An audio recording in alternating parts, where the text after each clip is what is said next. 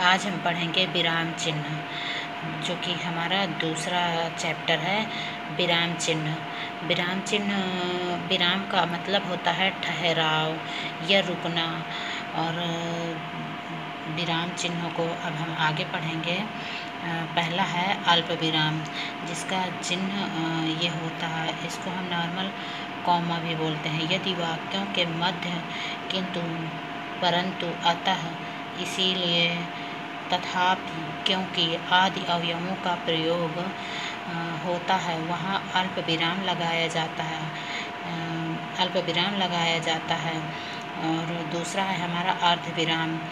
वाक्य जैसे कि सोहन कानपुर चला गया, आप बेफिक्र रहें, ये होता है हमारा अर्ध विराम।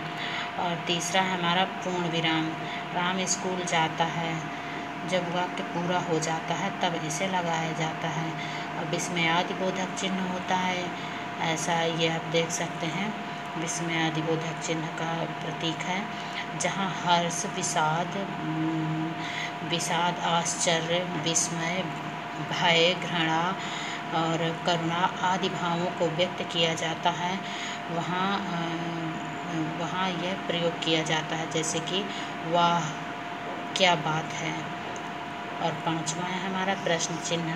प्रश्न चिन्ह तो आप सब जानते ही होंगे, क्या आप क्लोजअप करते हैं, ये समझ लीजिए, ये होता है हमारा प्रश्न चिन्ह का निशान, जानते ही होंगे आप, देखिए। और छठवां है निर्देशन चिन्ह, जो कि डैश होता है, जिसका चिन्ह होता है डैश।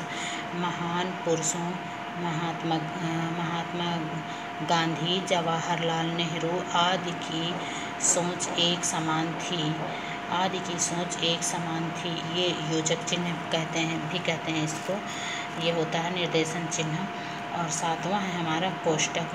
ये 3 प्रकार का होता है, छोटा कोष्टक, मझला कोष्टक, बड़ा कोष्टक, ये भी चिन्ह लगाए जाते हैं। और अवतरण या उद्धरण चिन्ह, ये होता है ऐसे, अवतरण या उद्धरण चिन्ह ऐसे बनता है। स्वराज हमारा जन्मसिद्ध अधिकार है, किसी कथन के शुरुआत और लास्ट में ये लगाया जाता है। और पुनरुक्ति सूचक चिन्ह जो होता है, ये ऐसा होता है, ये चिन्ह है, इसका चिन्ह ऐसा होता है, बहुत महत्वपूर्ण कथन को स्वराज हमारा जन्मसिद्ध अधिकार है, जैसे इसमें भी यही लगता है, इसमें ये लगाया जाता है। और ये होता है विवरण चिन्ह, जिसका चिन्ह होता है ऐसा, विशेषण जिनकी विशेषता बताता है, विशेष कहते हैं, विशेषण जिनकी विशेषता बताता है उसे विशेष कहते हैं, ये होता है हमारा विशेष कहते हैं, ये हमारा विवरण चिन्ह, इसको हम विवरण चिन्ह कहते हैं। और अगला है हमारा कोष्टक। नेताजी सुभाष चंद्र बोस ने आज़ाद हिंद फौज का गठन किया, ये होता है। अवतरण चिन्ह होता है हमारा कामायनी जयशंकर प्रसाद की रचना है, कामायनी जयशंकर प्रसाद की रचना है, ये हो गया हमारा उपविराम का चिन्ह, ऐसा होता है, ये आप देख सकते हैं, ये है उपविराम का चिन्ह। और ये है 12वां नंबर का हमारा है लाघव चिन्ह, जिसमें ये होता है, इसका चिन्ह यूपी, USA आदि में लगाया जाता है ऐसे।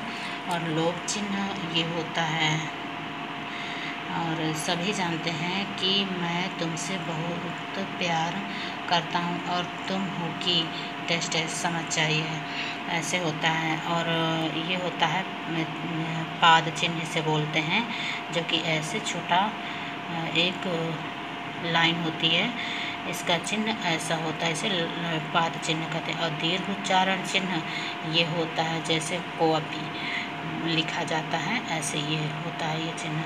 और पाद बिंदु होता है, जिसका चिन्ह ऐसा होता है। और पाद हंस, कोई चीज़ रह गई, लिखने में छूट जाए तब हम इसका प्रयोग करते हैं। हंस पाद का ये त्रुटि विराम चिन्ह, लिखते समय छूट जाए वहाँ पर ये चिन्ह लगाकर लिख दिया जाता है।